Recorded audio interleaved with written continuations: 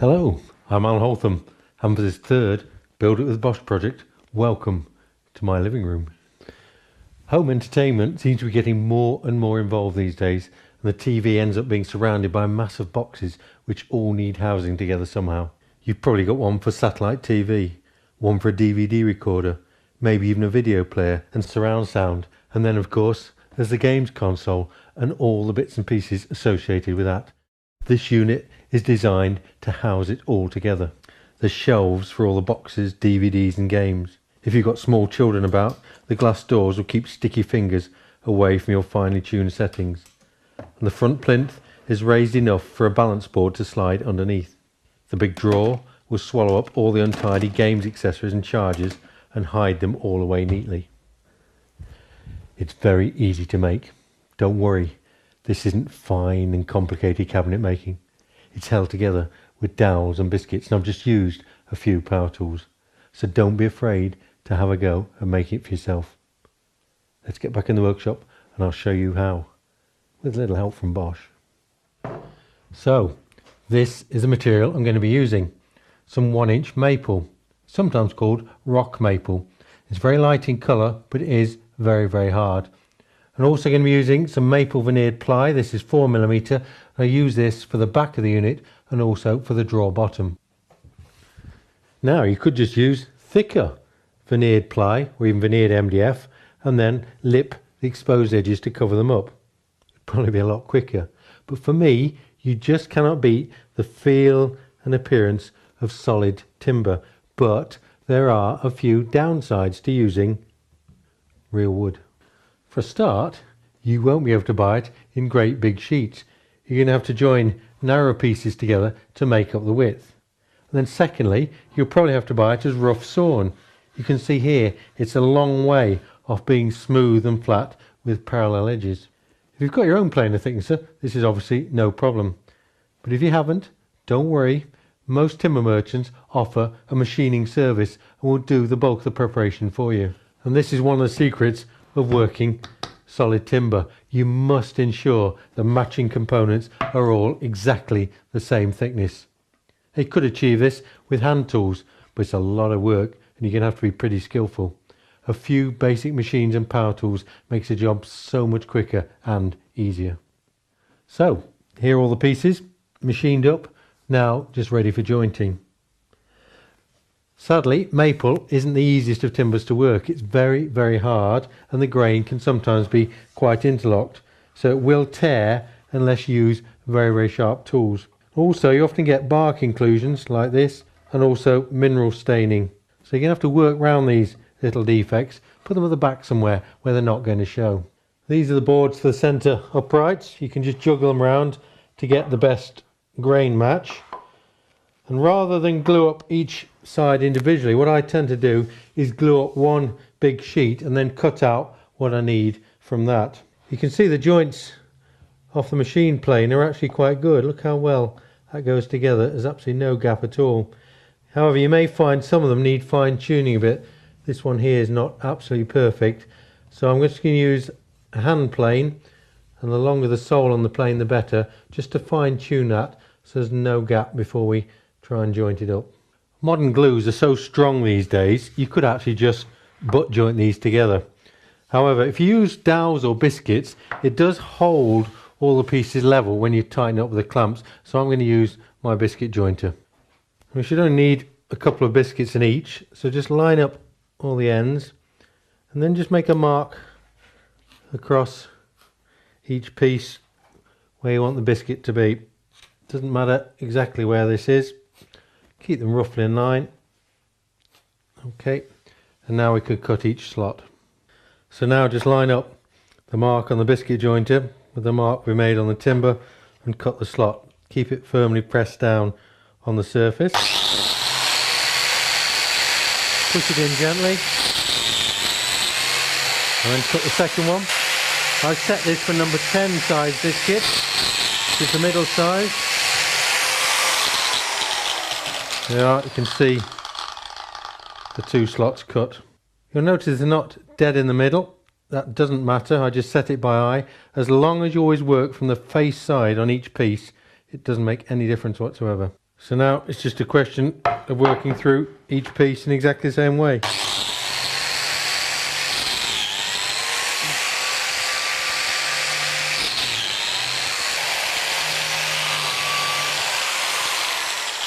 Remember, the two outer pieces only need biscuits in one edge.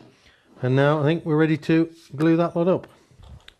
These are the biscuits I'm going to use. These are size 10, as I say. One thing you will notice with maple in particular is it often leaves shavings in the slots, so just clean these out with a bradawl or a fine screwdriver, because you want that biscuit to seat in properly. Otherwise the joint won't pull up tight. It's much easier to cramp up if you get the boards up off the bench surface, as you'll see in a minute. So just put a couple of bearers down and lay them out on this. Now with any glue up job, it's essential that you get everything ready before you start. It's quite often you haven't got a lot of time before the glue starts going off.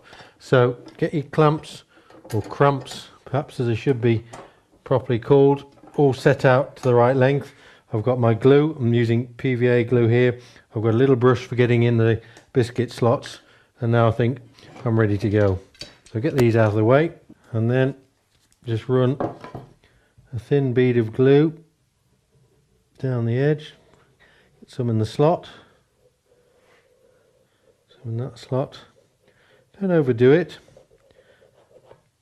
There's enough on there, and then a little bit in the matching slot. You needn't do the whole edge on the opposing piece. There's enough glue on the first one.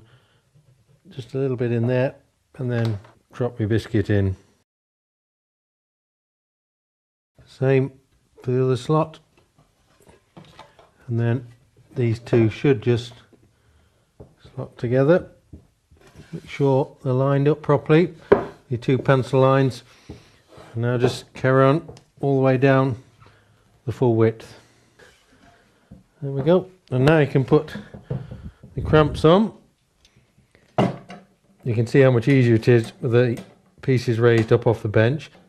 I don't worry unduly about putting cramping blocks to protect the edge of the timber. For a start, the joints are pretty good, and I'm not going to have to use tremendous pressure to pull the joints up tight. And secondly, I'm going to plane this edge when I'm finished anyway, so I'm not bothered about any slight marking. But there is another very important point. When I tighten up the cramp, glue is going to squeeze out of all these joints. And if this glue comes into contact with the metal of the cramp bar, it's going to leave a dark stain. Just in a few hours it will stain the wood to quite a considerable depth. So it is really important that you get this cramp out of contact with the timber. So I just use a couple of offcuts of MDF just to jack it up a fraction, and now you can squeeze up nice and tight. Same again for the other one.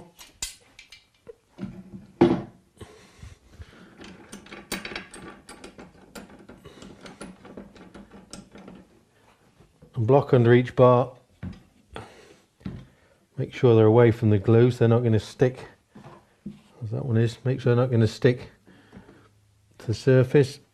Gentle pressure just to hold it all together. You shouldn't have to be winding on tremendous pressure if the joints have been machined properly in the first place. That's the first one done. Now just repeat the whole procedure for the other sections. Right, there we go. That's the last one done. This is the one for the shelves. I'm lucky I've got some really long clamps or cramps, so I can do it as one piece. If you haven't got cramps as long as this, just do it in several sections. It's always, I find, much less wasteful to do it in one long piece if you can, and then chop out what you want. You also need to decide what you're going to do about the glue squeeze out. You can see here, no matter how careful you are, there's always a certain amount of glue that comes up from the joints on both sides. There are various opinions as to how best to deal with this. Some people say you should wipe it off with a damp cloth. Personally, I prefer to leave it as it is, let it dry, and then just chisel it off. If you do try getting it off with a wet cloth, you find you rub glue into the surrounding timber, and then that can become very patchy if you want to stain or polish it. So I leave it alone, chisel it off when it's dry. Okay, so here we are now, some 24 hours later. Everything's glued up. We've got the sides, the shelf, the base. This is the top. I think you can see now what I meant about the glue squeeze out. It's much easier to let it dry like this, and then you can see it just chisels off much cleaner than trying to get it off with a wet cloth. You needn't be too fussy at this stage. I'm going to give it all a really good sanding later on, do that in the later stages of the construction. All I want to do now is just get the lumps and bumps off so that it will sit down flat on the saw table when we machine out the sizes. So just work all over each piece. Takes a little while, but I can assure you it is quicker than trying to sand out glue that's got impregnated into the grain. So the next stage is to cut out all the pieces we want from the boards we've made up. And for this I'm going to use the GTS 10XC table saw. And you can see I've fitted a coarse rip blade. These are all going to be rip cuts at this stage, so a coarser blade will actually give you a much better finish. It's not going to burn like a really fine blade will. I need a couple of 70mm pieces to start with, and then a couple at 165mm. So let's get started with that. Don't forget your safety glasses, and away we go.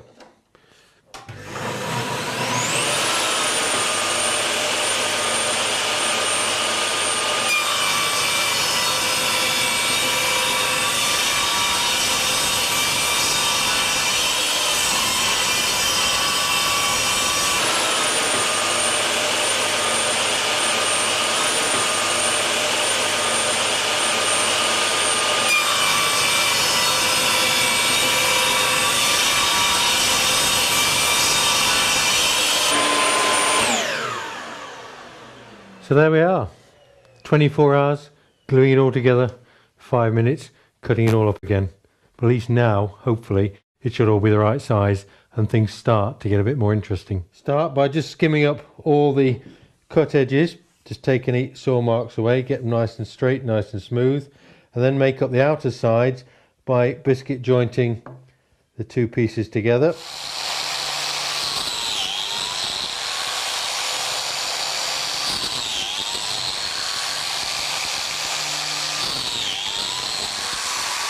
Just hold the two pieces, the narrow pieces together for extra support while you're working on the edge.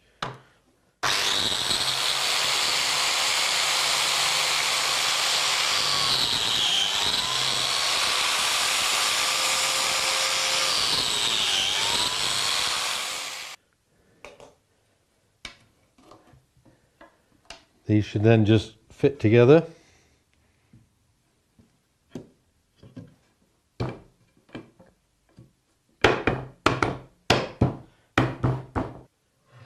There's the leg, and now you can put the shape on the bottom end.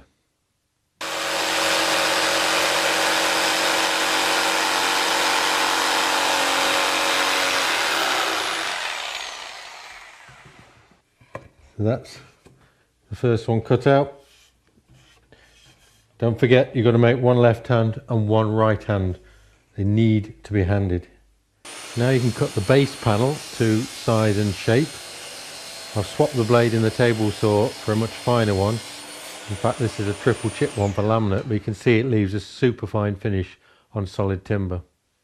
An alternative way to get the necessary long straight cuts, particularly when you're dealing with bigger pieces, is to use the circular saw on a guide track. And again, you can see with a fine tooth TCT blade, you get a really good finish straight off the saw.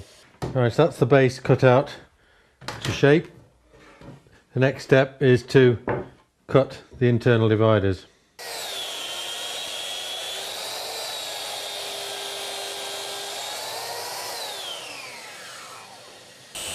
A really good tip here, if your saw has the capacity, is to square up one end of each side, then clamp the two together and make the second cut through them both.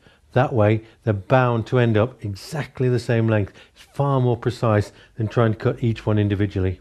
So there are the three shelves cut to size. The next job is to joint these into the uprights. I think the biscuit jointer is again going to be the easiest and quickest way to do that. The biscuit slots in the end of the shelves are easy. Just use the fence on the biscuit jointer itself.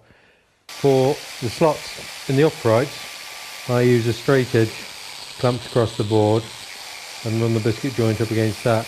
And if you clamp the two uprights together, making sure the ends are lined up properly, and the one straight edge across the two, the slots are bound to line up and the shelves are then going to line up across the width of the unit.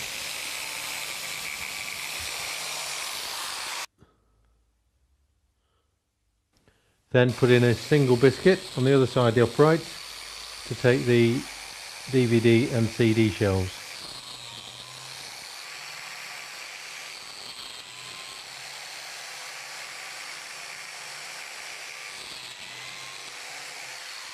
Then just clamp the inner and outer sides together and transfer the line across the biscuit on the outer side.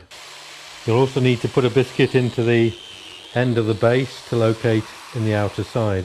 With the side in place, you can then mark out for the notch where the front leg is going to be set back into the front. So just mark that. And then I can cut it out with a jigsaw. And now you can do a trial assembly, make sure everything does actually fit together, and then work out where the biscuit slots are going to go for the main uprights into the base. And then cut these slots in the same way as all the others.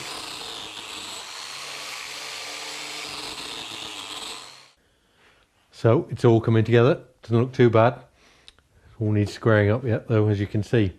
A couple of things to notice. The first one is I've cut this shelf back 15mm to give the glass clearance to shut, and also all the shelves are set back from the uprights by about the same amount to allow me to slot in the plywood back. So now I've just cut these little shelves, fitted those on their biscuits, notched them out to take the front facing to the leg.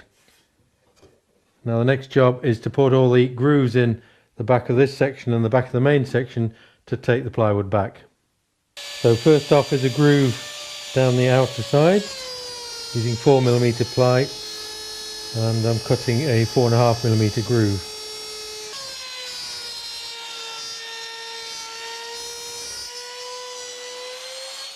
Then the matching one down the outside of the inner side. You'll need to do the same on the inner sides and then again on the base. I'm now just going to put it all together again for the final sort of trial assembly, so I can cut the backs to the right size, and then we can start thinking about the actual final assembly. The back should then just slide in. It also squares everything up as well. There it goes. Slight bow in the ply, but that'll soon sort out. I'll tap. There's the back, nicely in place. And then the same again for the two side panels. Fits nicely into the groove.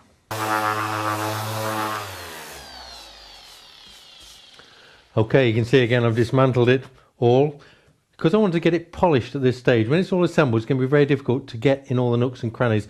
I want to polish all the individual pieces. Before I can do that, I've got to clean them up. And for that, I've used a random orbit sander with 140 grit abrasive on it. It gives me a lovely, smooth, clean finish. So I'm sanding all the individual pieces, and then I'm going to run a tiny radius down all the exposed edges. Just makes it that little bit softer. Looks really professional, I think, rather than just leaving really sharp edges. Maybe it's just a matter of taste. So sand it, get it nice and clean, run a radius down the edges, and then I can apply my polish.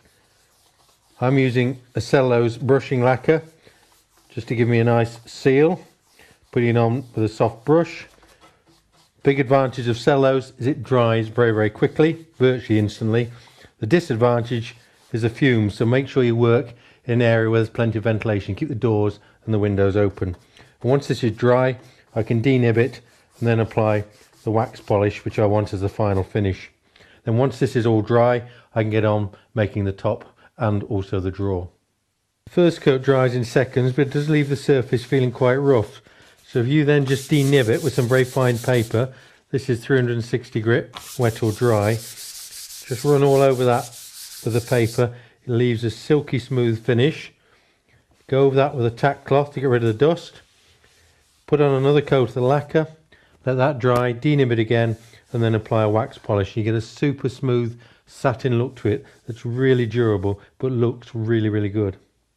For the drawer, I'm going to use this maple faced chipboard is going to be a lot more stable than trying to use solid timber. Solid timber always tends to move a little bit with change in humidity and temperature, and then the drawer tends to stick. This will be much more stable. I've cut them all to size. What I need to do now is just run a groove all the way around to take the plywood bottom. I'm going to dowel it together using a standard doweling jig, 8mm dowels. Then I need to run a groove in the two sides to take the actual drawer runner. This just recesses into the side. And then I'm going to stick a solid maple drawer front on so it'll all match in and look as if it is actually all made from solid timber.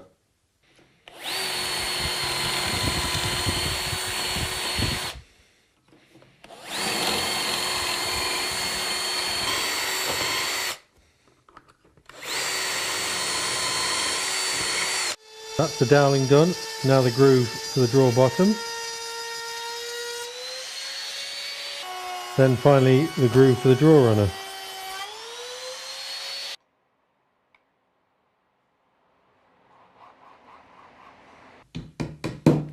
Make sure the dowels seat right home and are deep enough in. Don't stop the joint going together. Then the last side goes on.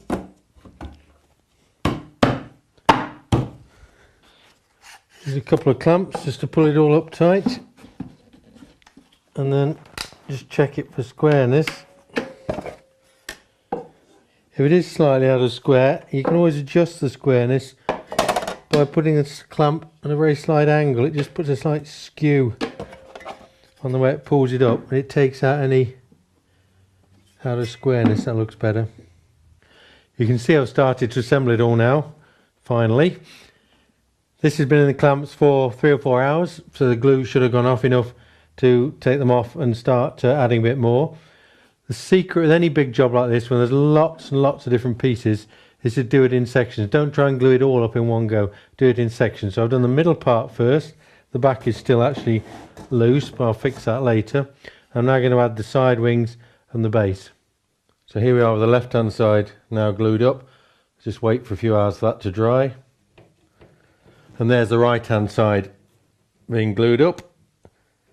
It seems to take a lot longer doing it this way, but it is much easier to do it in stages. Just wait for the glue to go off before you move on to the next one. With the main carcass assembled, I've now fitted the drawer on the runners, and I'm now screwing the front onto the drawer box. The advantage of doing a separate drawer front on the drawer box, you can just tweak the alignment to get a nice even gap all the way around. All that's left to do now is to cut the top to the correct size.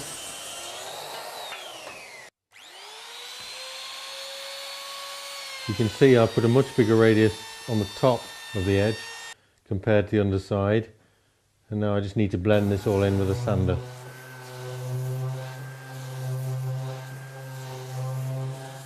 The top obviously needs finishing in exactly the same way as the rest of the unit, but there's a really important tip here, particularly when you're working with solid timber like this. Always put the same number of coats on the underside as you do on the top, and that way it will stay stable. If you just coat the top, which is a bit that shows, and leave the underside unfinished, it'll always tend to cup. Right, there are a couple more jobs to do before we finally get to fit the top. I've put a stabilising foot on the back. This is just glued in place. This will just stop the unit tipping over backwards. We also need to cut some access holes in the back to put all the plugs through. I found the easiest way to do this is to use a template and the router with a bearing guided cutter. I just run round the template. The template's held in place with some double-sided tape. I want one in each section, and we can feed the plugs through and connect everything up.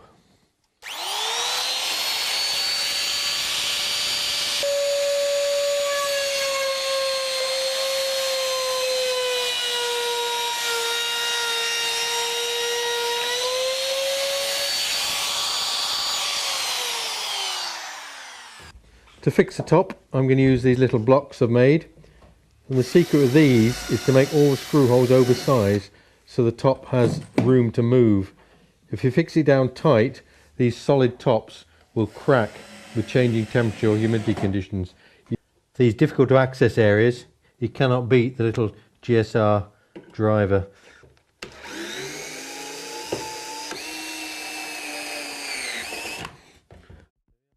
That's nicely fixed, but still got plenty of room for movement side to side. For the final polish, just go over all the surfaces with your wax polish, and I apply this with a pad of very fine steel wool. This is 4/0 steel wool. Make sure it's all covered, and then just buff it to a lovely sheen with a soft cloth. You can see how silky smooth that is. A really nice finish that looks really natural as well. So there we are, our finished Build It with Bosch TV stand. I've just fitted these little glass doors. You should be able to get your local glass merchant to cut these to size for you and then polish the edges, if you want to fit them, that is. You'll have seen how simple the construction was. I've mostly used a biscuit jointer, the router, and then some fine finishing work from the sander. It should be within the capabilities of anyone with a few basic DIY skills, but the end result is a fine looking piece of contemporary furniture in solid timber. I do hope you've enjoyed the build. I'm Alan Holtham. Till next time, bye bye for now.